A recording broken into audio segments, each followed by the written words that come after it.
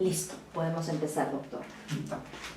Muy buenas tardes, alumnos del curso de lecturas literarias hispanoamericanas. Estamos reunidos nuevamente en el curso con el propósito de seguir practicando la lectura entendida como la capacidad de comprender un texto y también como la posibilidad de encontrar un tema determinado o destacar la importancia de un elemento dentro de ese texto, ¿no? Por eso ayer en la parte final de la clase hicimos un análisis de una de las secciones de el libro de Vallejo de Los Heraldos Negros, y ahí descubrimos que esta sección que se llama Canciones del Hogar podría perfectamente convertirse en un tema, en esos 5 poemas, ¿no?, que son realmente muy valiosos y que tienen una suerte de puerta de entrada al tema y puerta de salida al tema. Y dentro hay algunos poemas que están más centralizados en la figura del padre, la madre y el hijo, ¿no? Entonces, como se da cuenta, tanto armar un libro como descubrir la estructura que tiene un libro es una tarea propia de lideratos, ¿no? Propia de personas que están familiarizadas con las enormes posibilidades, con las inmensas formas en las que un autor ha distribuido su obra para el disfrute, para la lectura, a veces también para, diríamos, por retar al lector, ¿no? Invitarlo a que el lector descubra qué es lo que está planteando en esta obra. En ese sentido, vamos a continuar ahora con las llamadas prosas poéticas de Vallejo, que, como decíamos ayer, estas prosas, poemas en prosa, los poemas en prosa, ¿no?, son una suerte de creación, no de Vallejo, sino, prefiero el título, sino que su esposa, Georgette Vallejo, una vez que murió el poeta y que ella difundió, y esto hay que señalarlo, el año 1939 bajo el título de Poemas Humanos, y esto causó una gran conmoción en el mundo literario hispanoamericano y mundial. Cumplió ciertamente esta edición que tuvo el auxilio del maestro Raúl Borja Barrenechea. Este libro se difundió durante esas décadas, y son las décadas desde el 40 en adelante, 40, 50, 60, que diríamos acrecienta la figura de Vallejo, ¿no? Todo lo que sea importante acerca de este autor, tanto los datos biográficos como las obras en sí mismas, todo aumenta de valor en cuanto a la obra de Vallejo. Recién se reconoce que estamos frente a un gran poeta, porque a los 3 libros presentados, cada uno de ellos con su propio valor, que son Los Heraldos Negros, Trilce, Poemas Humanos, hay que sumarle también ciertamente España, aparte de Mías de Cáliz, y hay que sumar también la inmensa contribución que hizo a los periódicos con artículos tanto en Trujillo como en Lima, y luego los que enviaba a Lima desde Europa, vía marítima, para que se publicaran los artículos y él pudiera recibir una suma determinada, ¿no? Vallejo no tuvo, diríamos así, una existencia holgada, como la que tiene Vargas Llosa, o como la que han tenido muchos otros escritores. El propio Darío, con todas sus limitaciones, tuvo una existencia, recibió un mayor apoyo, ¿no? Recibió un mayor apoyo en Chile, en Buenos Aires, en Madrid. Vallejo fue un poeta que prefirió no integrarse, diríamos, a los círculos oficiales de la cultura extranjera. Además, imagínense ustedes irse a Francia, ¿no? País que habla otro idioma que él sin duda aprendió, ¿no? Aprendió, hizo incluso algunas traducciones, pero no logró pues él insertarse en el mundo francés, ¿no? Lo conocería seguramente, era una figura de cierta visibilidad, pero no era el Rubén Darío que había ido algunos años antes, o no era alguna de las otras grandes figuras, los de la generación perdida, por ejemplo, que también hicieron una estadía muy interesante en Francia, ¿no? Entonces, decíamos que Georgette Vallejo, que fue la encargada de la edición de los libros, en 68, a 30 años de la muerte de Vallejo, publicó una nueva edición de las obras completas de Vallejo. En esa nueva edición aparecían esta sección llamada Poemas en prosa, ¿no?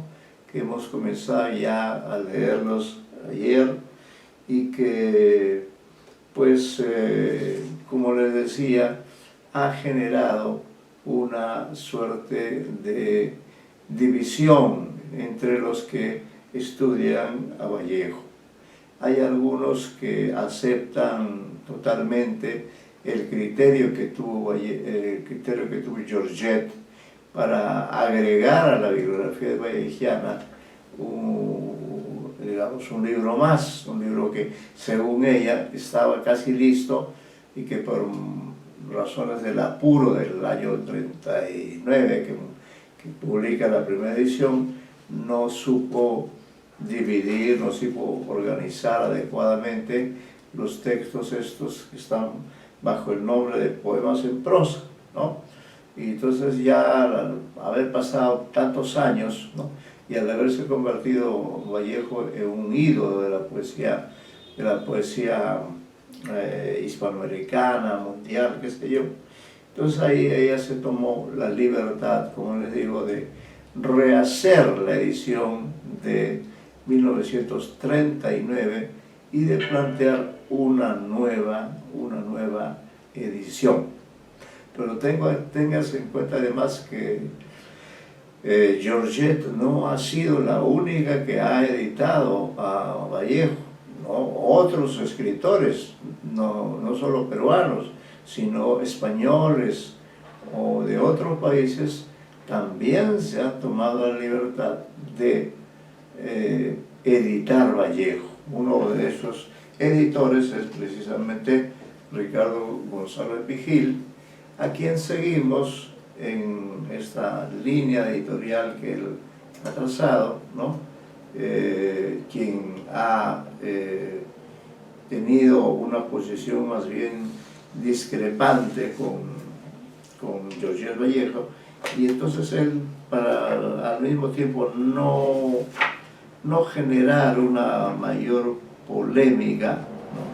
Él ha preferido diríamos, mantener la edición del año 39 y eso que extrajo Georgette en su edición del 39, él lo ha integrado al texto, al conjunto de textos de Poemas Humanos, los ha convertido en una especie de sección de los poemas humanos que corresponderían a ciertos años, ¿no?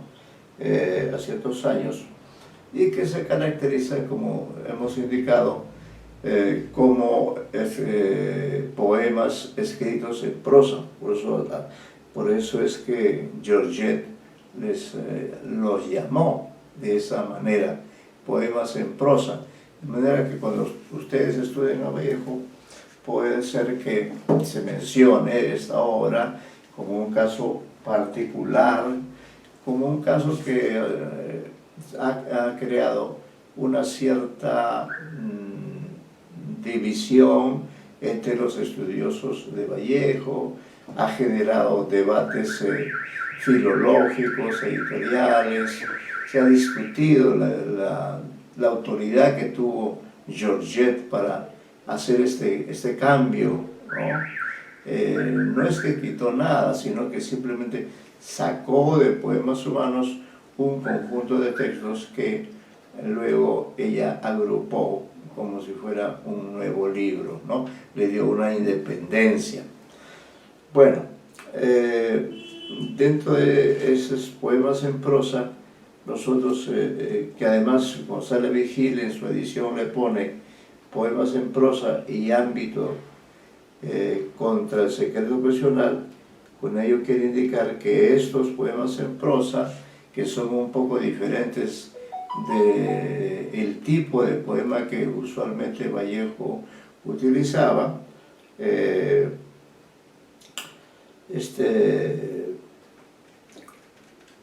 estos poemas tienen efectivamente ciertas particularidades y han permitido estudiar de manera específica estos textos. Y la prueba es que algunos de estos textos que están aquí, ¿no?, que vamos a leer ahora, también están considerados como parte de la obra narrativa de Vallejo, ¿no? Se les ha incorporado ya no como poemas, sino como textos narrativos modernos, vanguardistas, y de esa manera se ha podido, diríamos, también estudiar a estos poemas dentro de esas nuevas formas de considerar a Vallejo como un autor siempre polémico, ¿no? Recordemos que en estos años, por ejemplo, se han publicado novelas sobre César Vallejo, ¿no? La novela Vallejo en los infiernos, de Eduardo González Viaña, Vallejo y la célula non plus ultra de Jorge Nájar, la novela Vallejo se cansó de estar muerto y resucitó, que son 3 obras que hemos comentado en el año 14, pero en esto después, posteriormente, ha aparecido también un trabajo de Jorge Nájar. Luego ha sido un señor, parece del norteño, quien ha hecho una nueva biografía de Vallejo, muy minuciosa, muy detallada, pero realmente me parece que es una edición demasiado recargada de detalles, ¿no? Se ha ido al otro extremo, ha puesto cosas que considero ya no vienen al caso, ¿no? Por ejemplo, poner las notas que Vallejo tuvo en 4º año de secundario, ya son detalles pues que no inciden mayormente, ¿no? Ya eso es un exceso de celo o de falta de criterio, porque las ediciones que se hacen sobre un autor deben ser ediciones serias, deben ser ediciones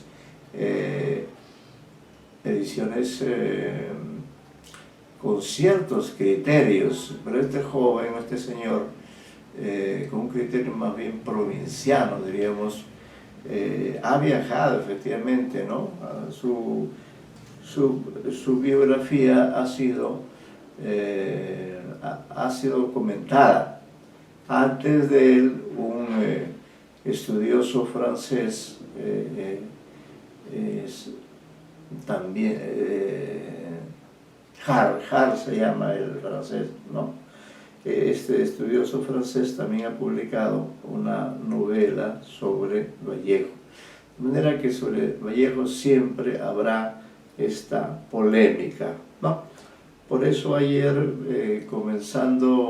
planteando esta tarea de encontrar un tema posible dentro de estos 3 textos que hemos seleccionado, ¿no? El primero de ellos ya fue leído por la señorita Cayo Topa, que asistió ayer a la clase y compartió varias ideas, de manera que este texto, La violencia de las horas, ya ha sido leído, ¿no?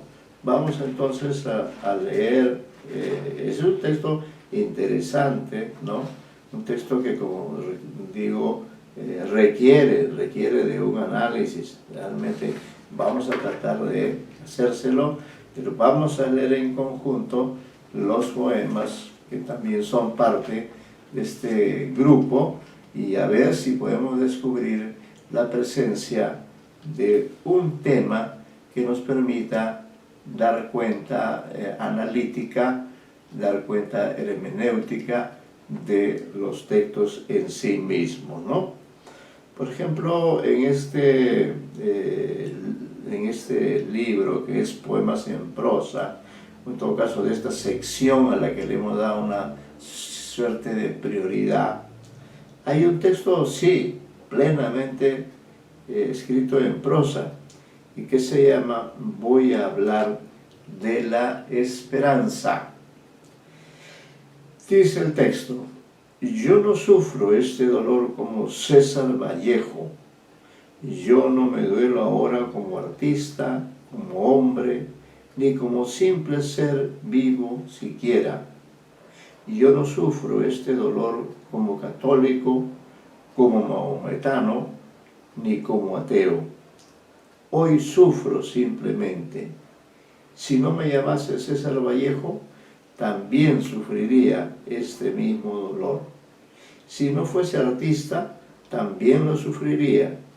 Si no fuese hombre ni ser vivo, también lo sufriría. Si no fuese católico, ateo ni mahometano, también lo sufriría. Hoy sufro desde más abajo, desde más abajo. Hoy sufro solamente.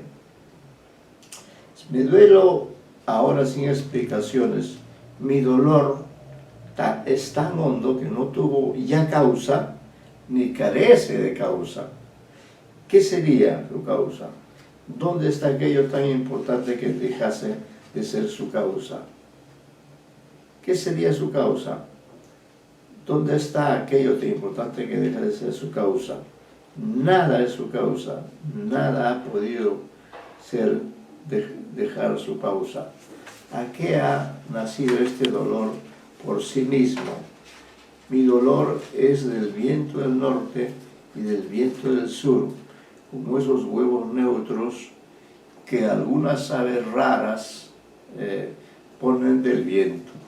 Si hubiera muerto mi novia, mi dolor sería igual. Si me hubiera cortado de raíz, mi dolor sería igual. Hoy sufro desde más arriba. Hoy sufro solamente, ¿no? Muy bien. Luego, en el texto dice: miro el dolor del hambriento y veo que su hambre, y hay una errata nuestra, ahí está en la página 470, dice: miro el olor del hambriento y veo que su hambre anda tan lejos de mi sufrimiento que de quedarme ayuno hasta morir saldría siempre de mi tumba una brizna de hierba al menos. Lo mismo el enamorado, que sangre la suya más engendrada para la mía sin consumo. Yo creía ahora que todas las cosas del universo eran inevitablemente padres o hijos, pero he aquí que mi dolor de hoy no es padre ni es hijo. Le falta espalda para anochecer, como le sobra pecho para amanecer. Y si le pusiese en una estancia oscura, nos daría luz. No daría luz. Y si lo pusiese en una estancia luminosa, no echaría sombra. Hoy sufro, suceda lo que suceda. Hoy sufro solamente. En realidad, un primer comentario sería que este texto, voy a hablar de la esperanza, en realidad no habla tanto de la esperanza, habla del dolor en todas sus formas. Hoy sufro solamente, hoy sufro desde abajo, hoy sufro desde arriba, ¿no? O sea que el título mismo no aparece muy coherente con el contenido mismo del texto, ¿no? No coincide con lo que el poeta quiere expresar, ¿no? No coincide. Entonces ahora nos falta leer el otro texto. Acá estaba toda la parafernalia, ya. Entonces eso está, Poemas Humanos, sí, 375, ya. De esta misma colección de poemas, ¿no? De esta misma colección de poemas que estamos leyendo, hemos leído ya el segundo. Vamos a ver acá.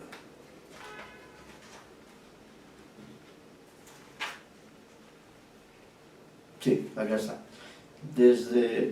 Entonces, de aquí hemos seleccionado, ¿no? De esta parte que se llama Poemas en prosa y ámbito de contra el secreto personal, hemos seleccionado el primer texto que fue leído ayer por la señorita Cayo Topa, ¿no? Ella leyó ese texto.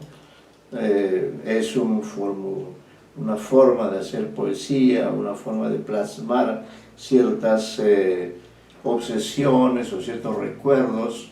Recuerden que la literatura está hecha de todo tipo de elementos, sentimientos, ideas, recuerdos, imaginaciones, alucinaciones incluso, ¿no? Entonces, leímos ese texto, la violencia de las horas, ¿no?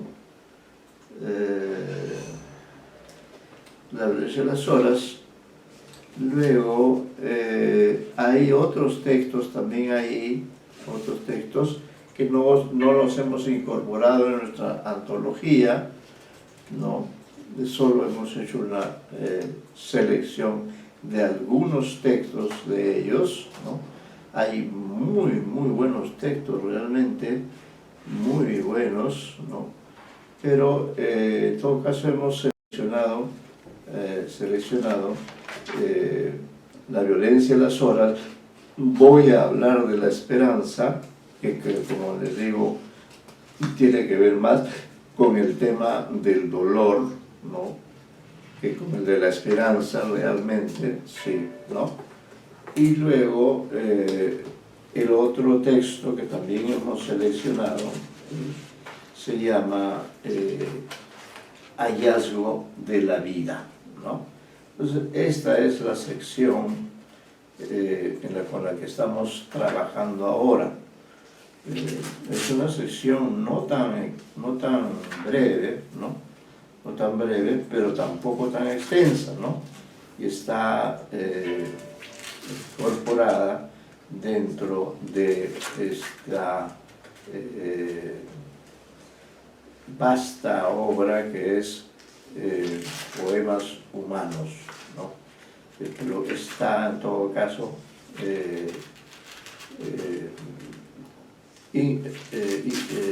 considerada como versos, como poemas vallejianos. Este libro va de la página 395 en la edición de Ricardo Gonzalo Vigil hasta la página 422, ¿no? Bueno, nosotros hemos seleccionado solo algunos de estos textos y a ver, quisiéramos ver, gracias a la participación de la señorita Vicuña,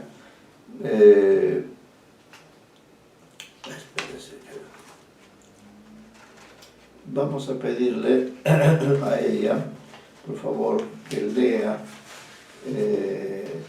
este texto, el tercero de la antología, y veamos si es posible establecer una suerte de tema común a estos tres textos, ¿ya?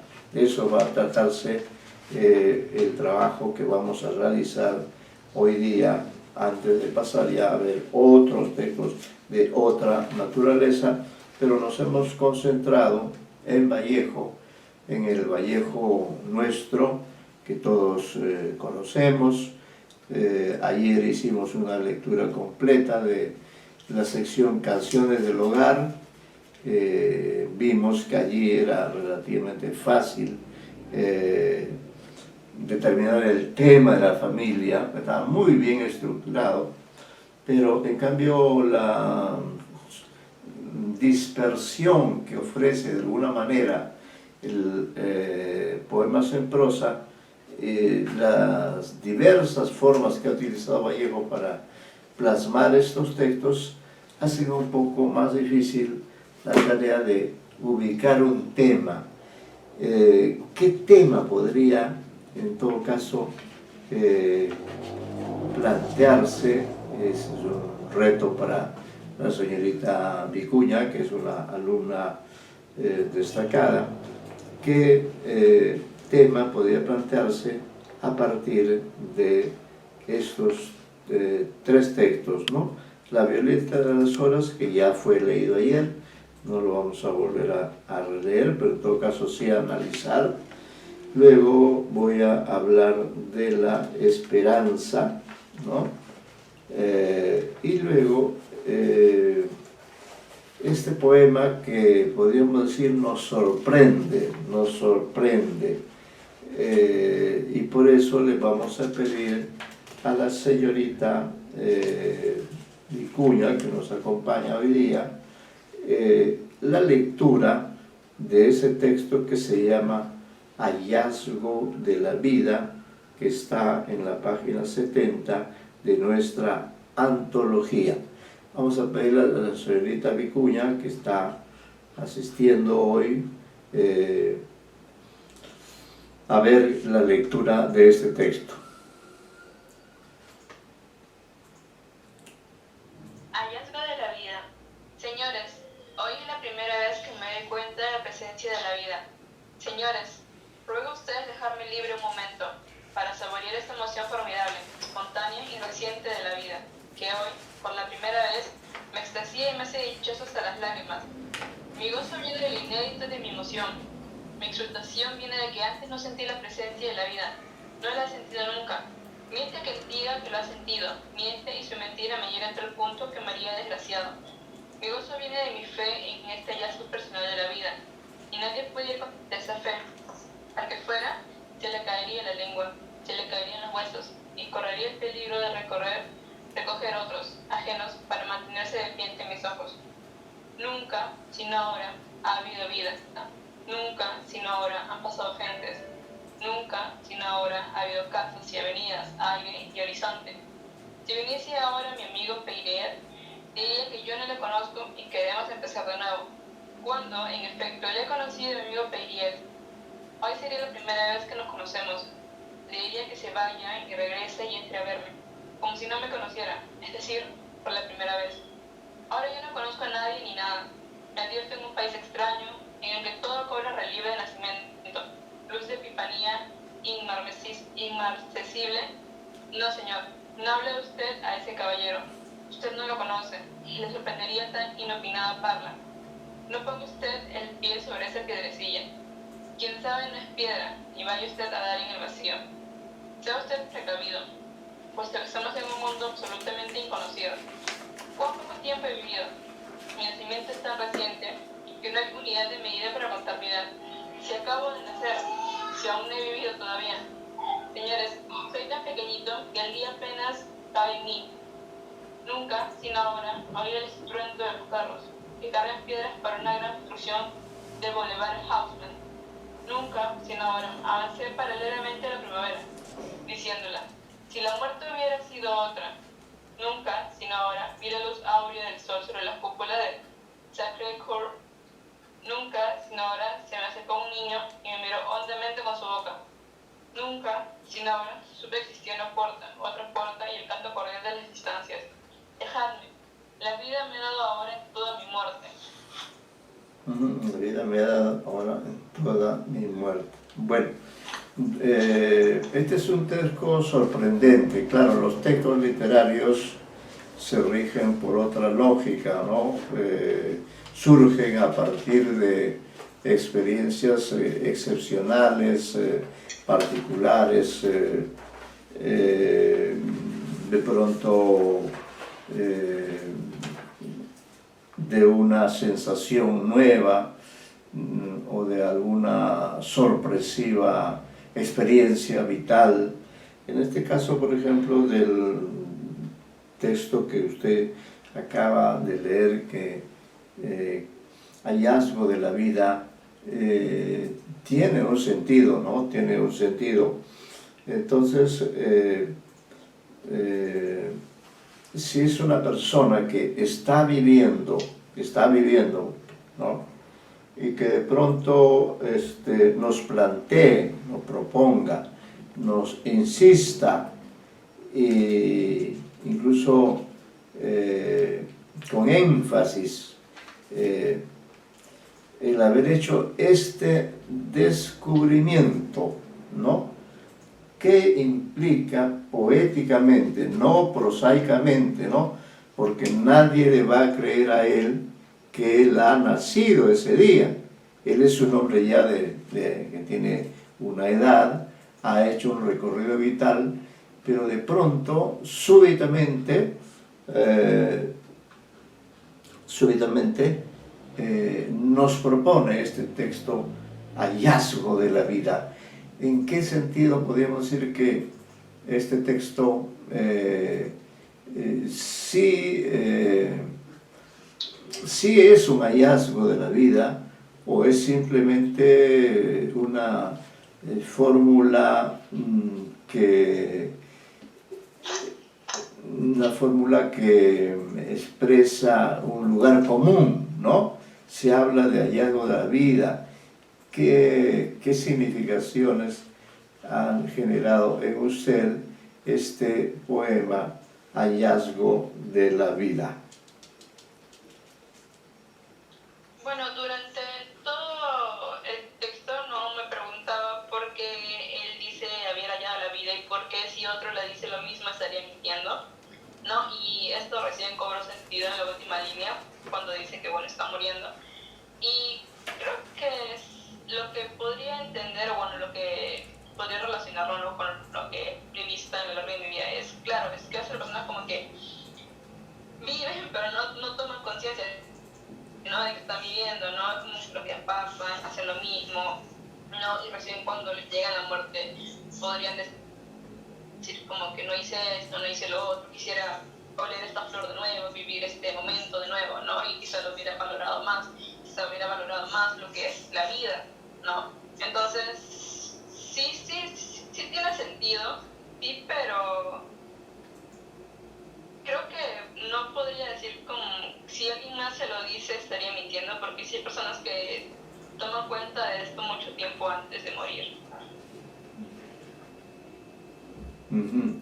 Claro, puede tener un sentido,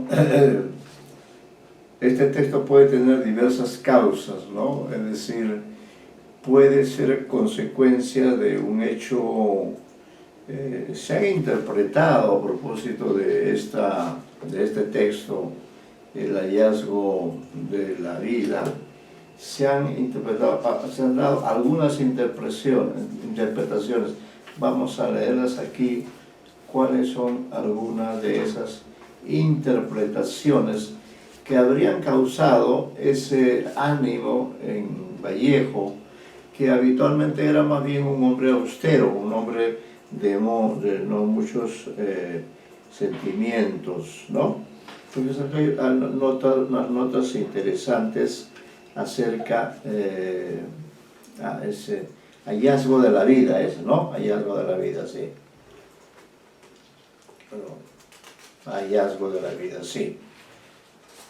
Dice, hallazgo de la vida. ¿Qué dice la nota filológica?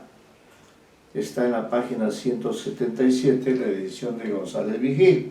Dice, una versión previa, es decir, ya había sido tratado el tema, titulada El hallazgo de la vida, fue publicada en las revistas Saturno, año segundo, número 8, Trujillo, 11 de enero de 1941, es decir, cuando ya Vallejo había muerto, ¿no? Es decir, una publicación póstuma, posterior a la edición Príncipe de Poemas Humanos, que como sabemos es de 1939. Al parecer, un recorte de esta publicación es el que reprodujo Jorge Puccinelli en 1969, aunque él la consignó con el dato no comprobado hasta ahora de que apareció en la revista La Semana de Trujillo alrededor de 1926. Nótese que el facsímil dado a conocer por Puccinelli reza en la parte superior del pasado, haciendo patente que es un poema de varios años atrás, lo cual calza con la revista señalada de 1941. Particularmente valioso resulta que dicha versión primitiva de hallazgo de la vida ofrezca como declaración París, febrero de 1926. ¿Qué motivó en estos días el éxtasis de Vallejo ante la vida? Armando Bazán, acaso bien informado de la vida privada de César, sostiene que fue el conocimiento de Georgette. Esa habría sido una de las razones, ¿no? Conoció a Georgette Philippard, su futura esposa, acaecido en el verano de 1925, es decir, a mediados de ese año, ¿no? En su libro, Bazán, César Vallejo, Dolor y Pena, Lima, editorial Mundo América, 1958. Aunque recién pudieron entregarse a su amor y convivir a fines de 1928 o comienzo de 1929, pensamos que debió pesar mucho esa vivencia, pero conviene percibir que el hallazgo de la vida expresa una más amplia y trascendente, una exaltación más amplia y trascendente, sin concreciones sexuales ni biográficas de tipo alguno.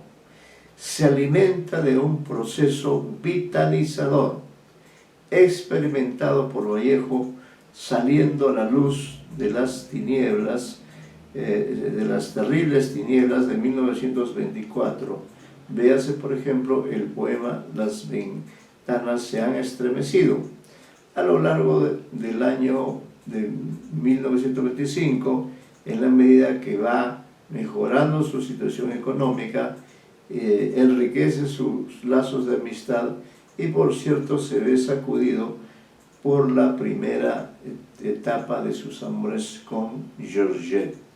Téngase en cuenta toda esta gestación del hallazgo de la vida, dado que si uno piensa que el poema brotó en febrero de mayo de 1926 para testimoniar algo ocurrido en ese mes, encontraría con sorpresa que ese mes César lo pasó en cama, ¿no?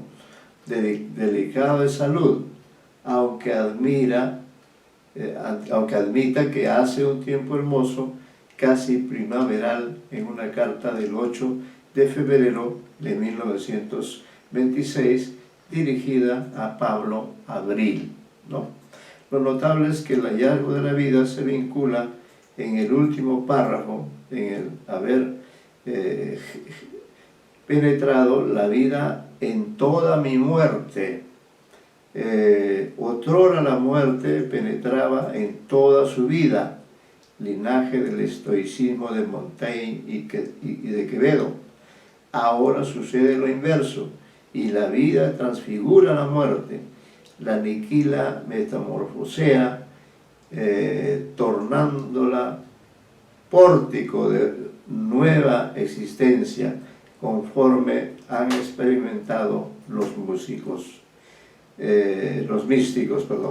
De hecho, esa línea final de diálogo, hallazgo de la vida, trae a la memoria en su sentido profundo y original la vivencia de la conversión, de la metanoia, ¿no? Sí, bueno, esas son algunas anotaciones y hay que tener en cuenta que en el caso de Vallejo, efectivamente, como hay mucha biografía, como hay muchas versiones acerca de cuándo se compuso el poema, dónde se publicó, qué sé yo, si es un texto inédito o no lo es. Hay una serie de cuestiones que un estudioso, una persona como usted, por ejemplo, tendría que ver, ¿no? En todo caso, que quede como un reto, ¿no? Como un reto para tratar de establecer, diríamos así, cuál es el tema que rodea a este poemario, ¿no? Vamos ahora, para poder continuar, porque no vamos a pasarnos la hora analizando el tema, ¿no? Vamos ahora a trabajar con algunos textos complementarios. Otro autor que usted conoce, por ejemplo, es don Augusto Monterroso, ¿no? Don Augusto Monterroso, allí lo tiene usted, también es un escritor de la Hispanoamérica que estamos recorriendo. Él es famoso por su célebre relato Más breve del mundo. Pero acá en este texto que está en la página 72, ¿no? Nos vamos a encontrar con otra temática. Entonces yo lo voy a leer, ¿no? Y luego iremos haciendo un análisis de esa prosa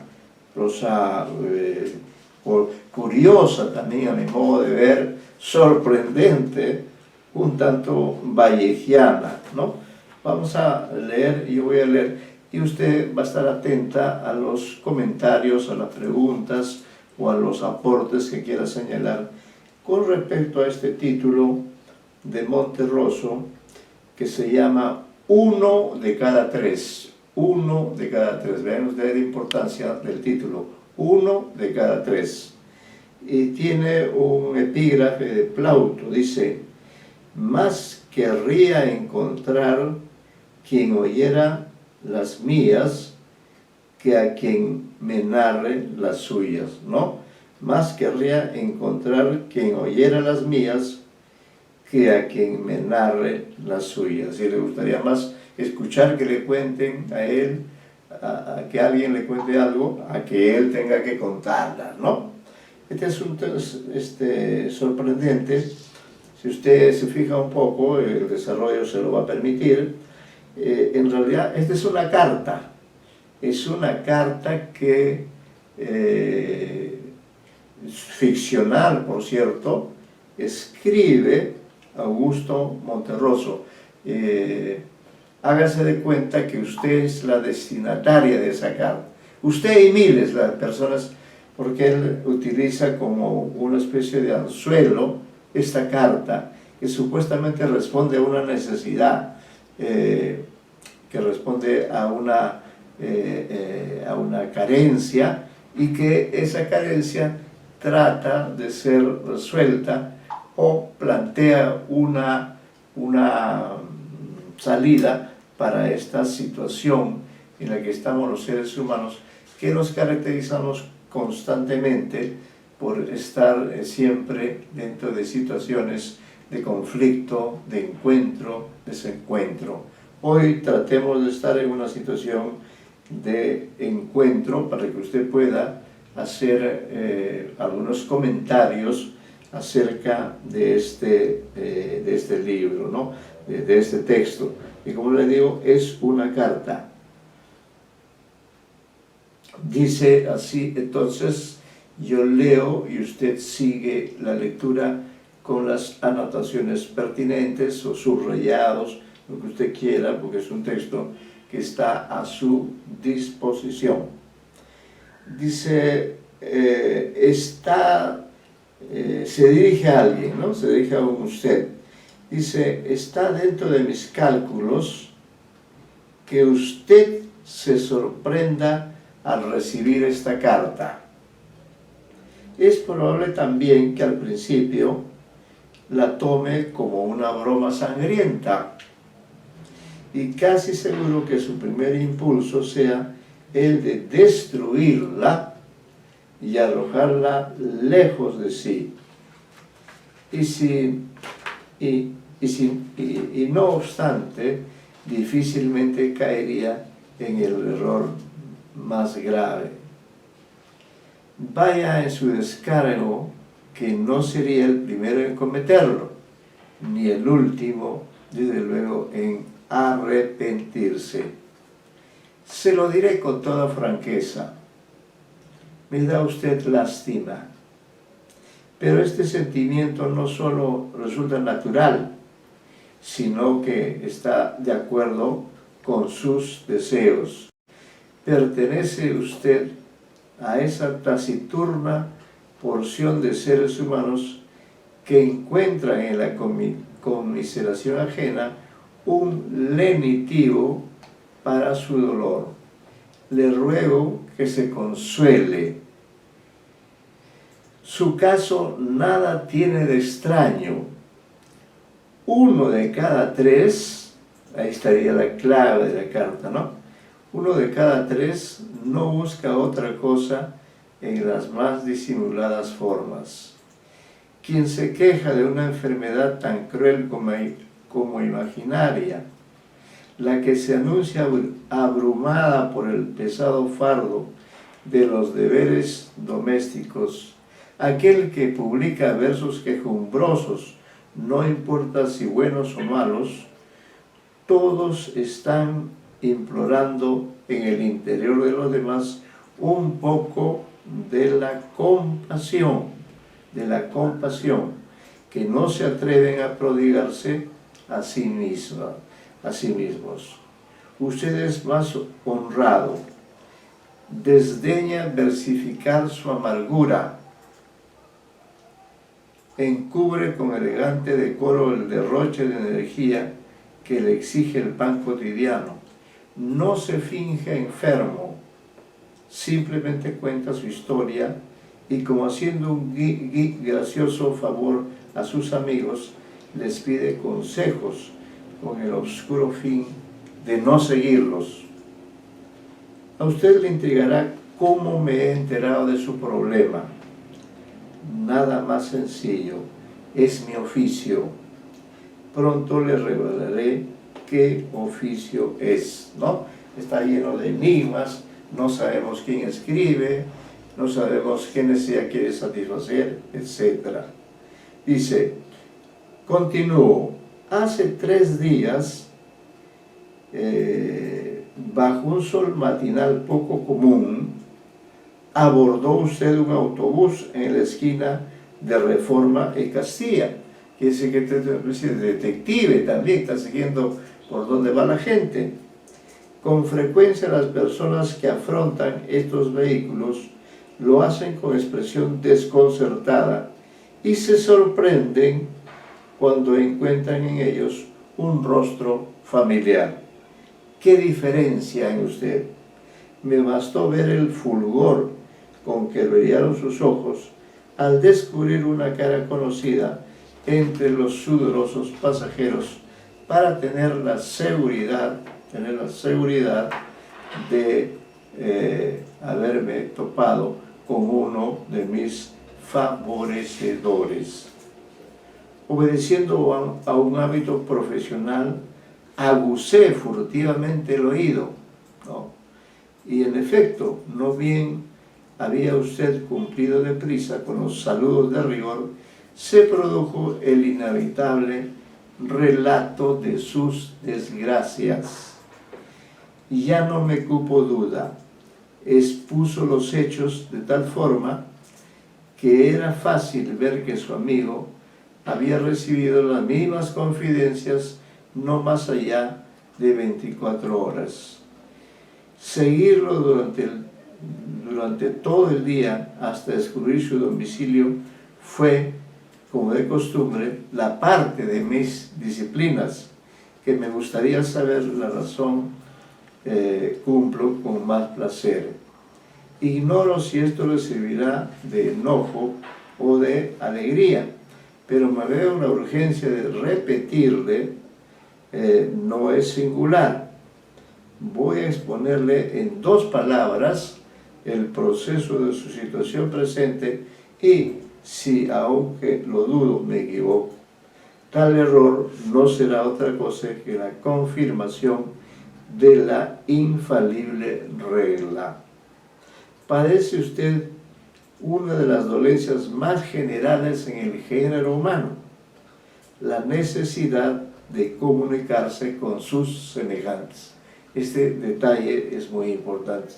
Todos los seres humanos necesitamos comunicarnos con nosotros, con los demás. Desde que comenzó a hablar, el hombre no ha encontrado más grato que una amistad capaz de escucharlo con interés, ya sea para el dolor como para la dicha. Ni aun el amor se iguala a este sentimiento. Hay quienes se conforman con un amigo. Existen aquellos a quienes no les basta 1000. Usted corresponde a los últimos. Y en esa simple correspondencia se originan su desgracia y mi oficio. Me atrevería a jurar que se inició usted refiriendo su conflicto amoroso a un amigo íntimo y que éste lo escuchó atento hasta el final y le ofreció las soluciones que creyó oportunas. Pero usted, y de aquí arranca el interminable encadenamiento, no consideró acertadas esas fórmulas. Si le propuso con firmeza cortar, como se dice por lo sano, usted encontró más de un motivo para no dar por perdida la batalla.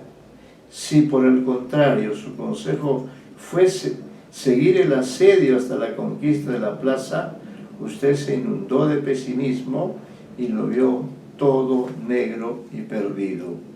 De ahí a buscar el remedio en otra persona. Si hay algo más de un paso, ¿cuántos dio? Emprendió un esperanzado peregrinaje hasta agotar su concurrida libreta de direcciones. Incluso trató con éxito creciente de entablar nuevas relaciones para apurar el tema.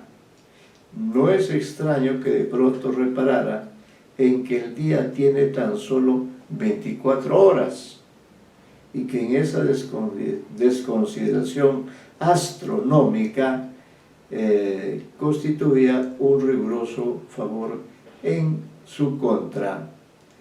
fue preciso multiplicar los medios de locomoción y planear un horario de sutil exactitud.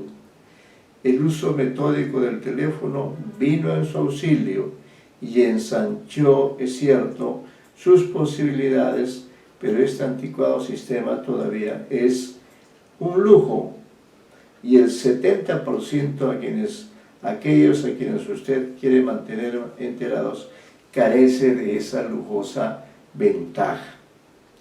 No contento con los desvelos y el insomnio, principió usted a madrugar para ganar un tiempo cada vez más fugitivo e irreparable. El descuido de su aseo personal se hizo notorio. La barba le creció montaraz, sus pantalones antes impecables se vieron invadidos por las rodilleras y un terco polvo gris cubrió de pesadumbre sus zapatos. Le pareció injusto, pero tuvo que aceptar el hecho de que, si bien usted madrugaba lleno de entusiasmo, escaseaban los amigos dispuestos a compartir esa vehemencia matinal. Así, hay que decirlo, ha llegado el momento ineludible en que usted es físicamente incapaz de conservar bien informado al amplio círculo de sus relaciones sociales. Ese momento es también mi momento. Por una modesta suma mensual, yo le ofrezco una solución más adecuada. Si usted la acepta, y puedo asegurar que lo hará, porque no le queda otro remedio, relegará al olvido el incesante deambular, las rodilleras, el polvo, la barba, los fatigosos telefonemas. En pocas palabras, estoy en condiciones de poner a su disposición una excelente radiodifusora. Dispongo en la actualidad, por el sensible fallecimiento de un antiguo cliente afectado por la reforma agraria, de un cuarto de hora, si tomamos en cuenta lo avanzado de sus confidencias. Sería más que suficiente para sostener a sus amistades, ya no digamos al día, pero al minuto de su apasionante caso. Creo de enumerar a usted las ventajas de mi método. Sin embargo, le insinuaré algunas. Primero, el efecto sedante sobre el sistema nervioso está garantizado desde el primer día. Segundo, discreción asegurada, aun cuando su voz podría ser recibida por cualquier sujeto capaz de poseer un aparato de radio. Juzgo improbable que personas ajenas a su amistad quieran seguir una confidencia cuyos antecedentes desconocen. Así se descarta toda posibilidad de curiosidad malsana. 3. Muchos de sus amigos, que hoy escuche con desgano la versión directa, se interesarán vivamente por la audición radiofónica, con solo que usted mencione en ella sus nombres en forma abierta o alusiva. Cuarto, todos sus conocidos estarán informados al mismo tiempo de los mismos hechos, circunstancia que evita celos y reclamaciones posteriores, pues solamente un descuido o un azaroso desperfecto en el aparato propio colocaría a alguno en desventajas respecto de los demás. Para eliminar esa contingencia deprimente, cada programa se inicia con una breve sinopsis de lo narrado. Quinto, el relato cobra mayor interés y variedad y puede amenizarse cuando así considere cuando así considere oportuno, con ilustrativas selecciones de ópera. No insistiré sobre la riqueza sentimental de las italianas, y trozos de los grandes maestros. Un fondo musical adecuado es obligatorio por reglamento.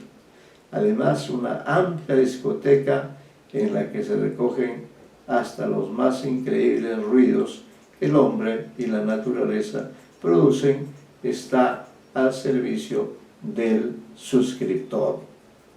Sexto, el relator no le ve la cara a los oyentes, lo que evita toda suerte de inhibiciones, tanto para él como para los que lo escuchan. 7. Siendo la audición una vez al día y por un cuarto de hora, el confidente dispone de 23 horas y 3/4 de hora adicionales para preparar sus textos, impidiendo así en absoluto contradicciones molestas y olvidos involuntarios. Octavo, si el relato alcanza éxito y al número de amigos y conocidos se suma una considerable cantidad de oyentes espontáneos, no es difícil encontrar casa patrocinadora, lo que une a las ventajas ya registradas cierta factible ganancia monetaria que de ir creciendo abriría las posibilidades de absorber las 24 horas del día y convertir así una simple audición de 15 minutos en un programa ininterrumpido de duración perpetua. Mi honestidad me obliga a confesar que hasta ahora no se ha producido este caso, pero ¿por qué no esperarlo de su talento? Este es un mensaje de esperanza. Tenga fe, por lo pronto piense con fuerza en esto. El mundo está poblado de seres como usted. Sintonice su aparato receptor exactamente en los 1373 kilociclos en la banda de 720 metros, a cualquier hora del día o de la noche, en invierno, en verano, con lluvia, con sol, podrá escuchar las voces más diversas e inesperadas, pero también más llenas de melancólica serenidad. La de un capitán que refiere desde hace más de 14 años cómo se hundió su barco bajo la ciega tormenta sin que él se decidiera a compartir su suerte. La de una mujer minuciosa que extravió a su único hijo en la poblada noche de un 15 de septiembre. La de un delator atormentado, la de un ex dictador latinoamericano, la de un ventríloco, todos contando interminables historias, todos pidiendo compasión. Bueno, ese es el texto de don Augusto Monterroso, ¿no?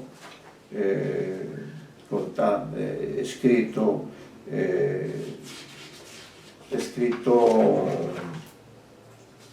de forma inusual a través de una carta que él volantea, ¿no? Acá hay varios problemas, varias situaciones de comunicación, de necesidades, de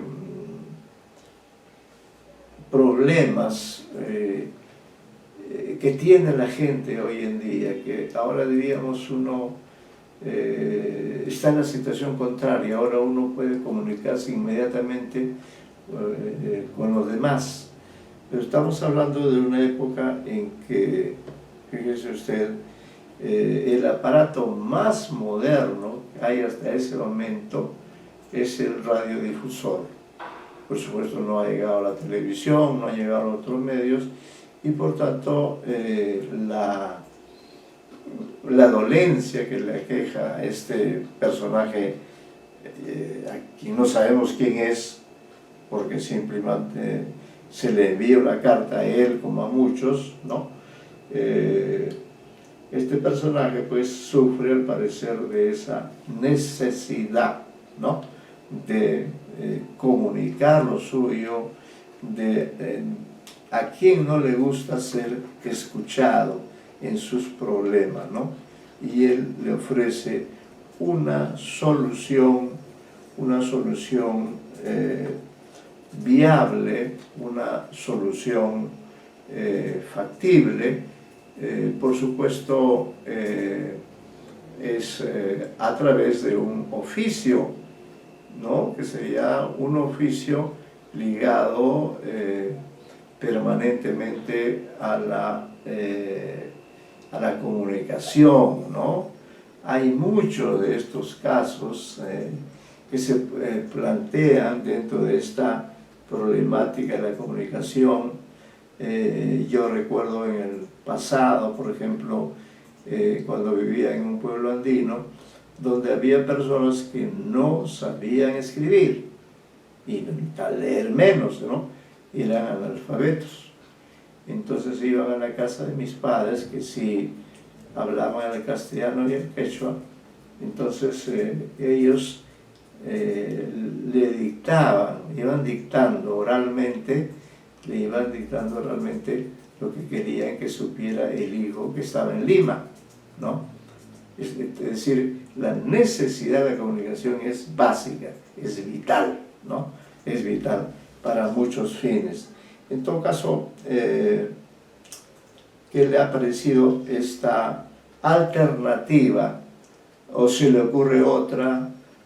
¿O se le plantea como algo que aún existe o ya no existe, o que en todo caso esta necesidad sí está? La necesidad no ha desaparecido, pero quizá hoy, en estos tiempos, esa necesidad se satisface de una manera muy diferente a la que se satisfacía en aquella época en que Augusto Monterroso imagina esta historia y la convierte en una carta sin duda destinada, ¿no?, destinada a sus receptores, a sus lectores. Lo plantea como una especie de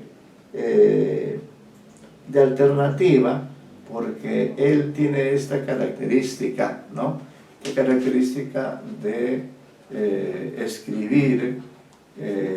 A veces usa la escritura, usa la carta, ¿no?, la carta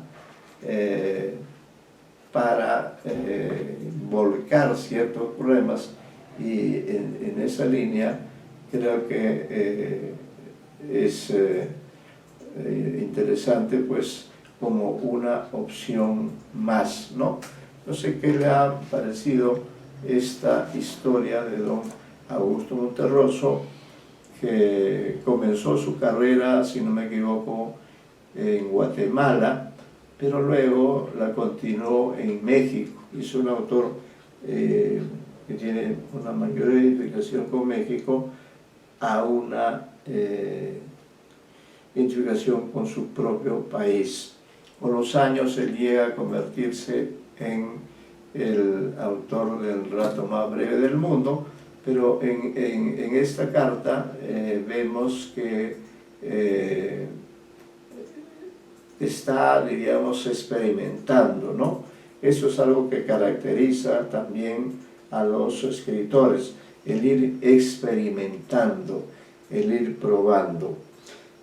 ¿Qué sugerencias, qué preguntas o qué ideas le proporciona este texto, su vigencia, su modo de escribir, qué funciones, porque este es un texto netamente comunicativo, ¿no? Hay un destinador, hay un objeto del deseo también, podríamos decir, y hay un destinatario, ¿no? Pero todo esto de manera hipotética, de manera virtual, podríamos decir así, porque no, la carta es enviada, la prueba es que el texto está publicado, ¿no? Pero no sabemos si los lectores tomaron este texto como una ficción o si alguien quizá, ¿no? Quizá Augusto Monterroso en alguna época de necesidad ejerció este oficio porque podía hacerlo, ¿no? Estaba dentro de su posibilidad. Recuerden que él es un narrador, entonces para él como narrador no era difícil colaborar, ¿no? Hacer de nexo. ¿Qué aspecto le sugiere este relato, señorita Vizcarra? ¿Cuál sería su comentario? Sí, me pareció muy interesante porque este tema, ¿no?, de la comunicación, esta urgencia que tiene el ser humano de que le pasa un problema, ¿no?, y de opiniones de aquí y allá. Incluso el texto menciona que establece nuevas relaciones para contarle su problema, para tener más personas para contarle su problema, ¿no? Y no necesariamente lo hace para hacerle caso, ¿no?, para poder tener una visión del tema, sino simplemente para que sepa y ya está, ¿no? No es un tema que hasta el día de hoy sucede, ¿no? Incluso ya me podría suceder a mí, a veces, ¿no? Por ejemplo, me podría ya llegar una oferta de trabajo, por ejemplo, y le pregunto a mis amigos, oye, ¿qué tal te país de esto y el otro, no? Entonces, sí me parece, quizá en algunas partes, quizá un poco exagerados, por ejemplo, cuando mencionan que en esta radiodifusora podría ser un programa de 24 horas, un programa perpetuo, pero creo que sirve para poder mandar un mensaje bastante claro, ¿no?, de esa necesidad que tiene el ser humano, que sigue acá vigente y va a seguir vigente en los próximos 20, 30, 50 años.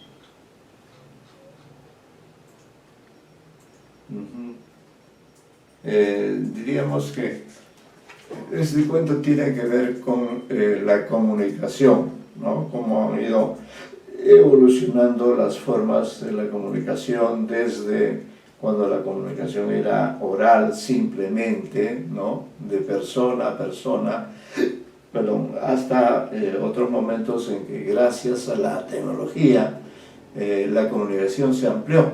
Es el caso del teléfono que también se menciona, pero que en un pasado de hace algunas décadas era verdaderamente un artículo de lujo, un simple artículo de casa. Sin embargo, era como sacarse la lotería tener un número telefónico, ¿no? Luego entra a tallar las radioemisoras, que efectivamente traen un mayor dinamismo en la comunicación. Y los programas de hoy están llenos de ese tipo de contenidos, es decir, de personas que no solamente cuentan los problemas que tienen, sino que además la gente los ve, ¿no? Entonces siempre creo que ha sido.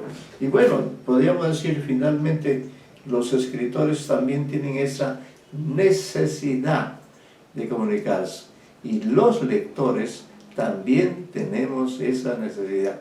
Si no hubiera esa necesidad de escribir y de leer, de escribirnos y de leernos, no existiría la literatura, ¿no?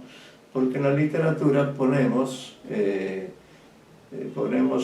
un contenido, ¿no? Puede ser un poema, puede ser todas las formas posibles que la literatura nos proporciona, puede ser una novela, puede ser un cuento, puede ser, en fin, cualquiera de las variedades que hay en la actualidad, y a través de ellas uno expresa algo, ¿no? ¿Y cuál es el objeto de deseo en este caso? que alguien me lea, ¿no? Y que esos destinatarios que me lean se conviertan en lectores, ¿no? En lectores. Lectores porque entonces van a leer su texto no solamente por lo que usted dice, sino por la forma que lo dice.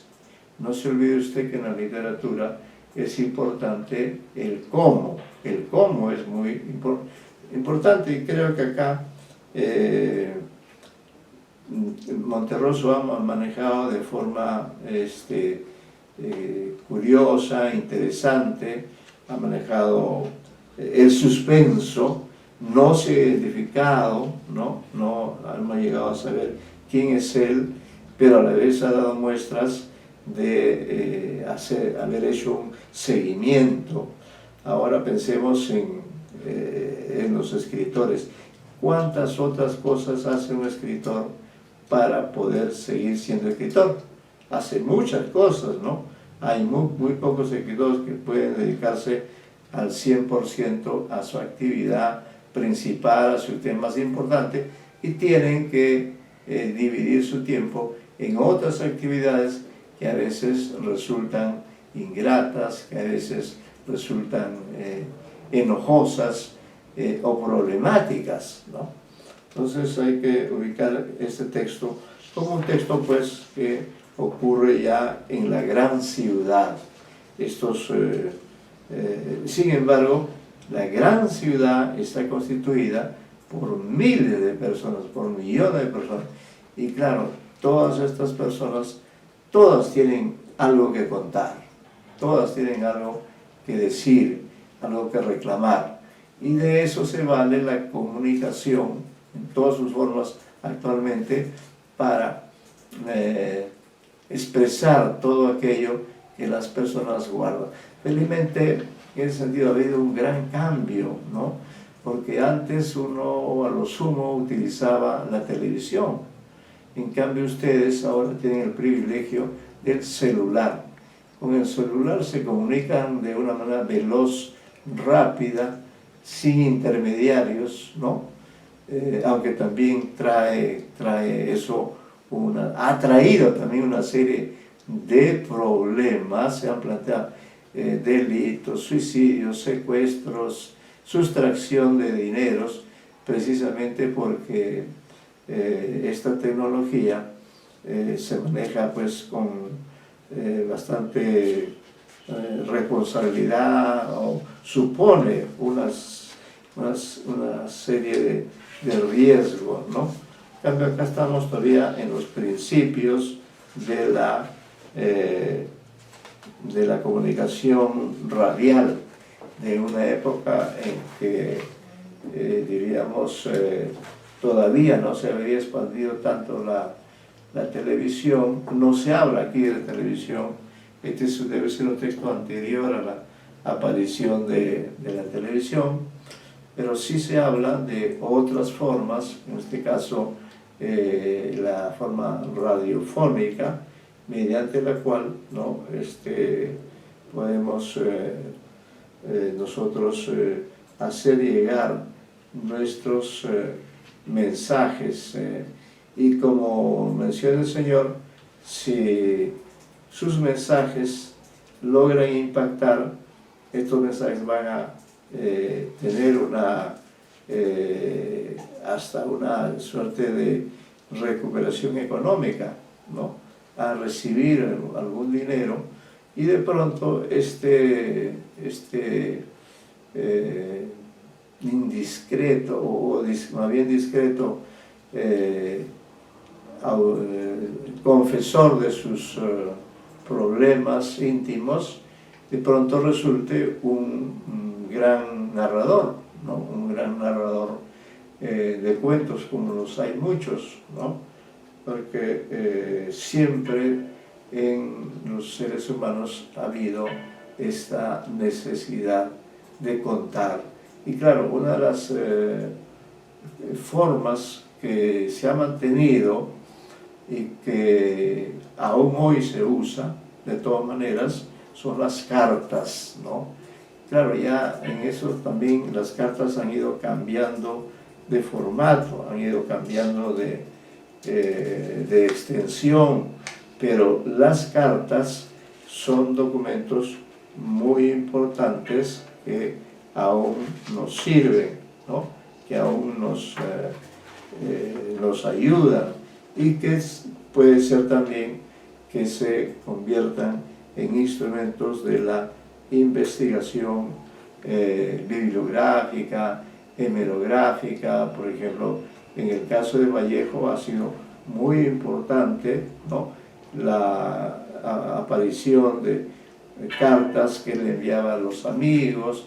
Hay un epistolario, en el caso específico de Vallejo, quizás supongo en el Monterroso también. En todo caso, Monterroso es un autor pues muy importante.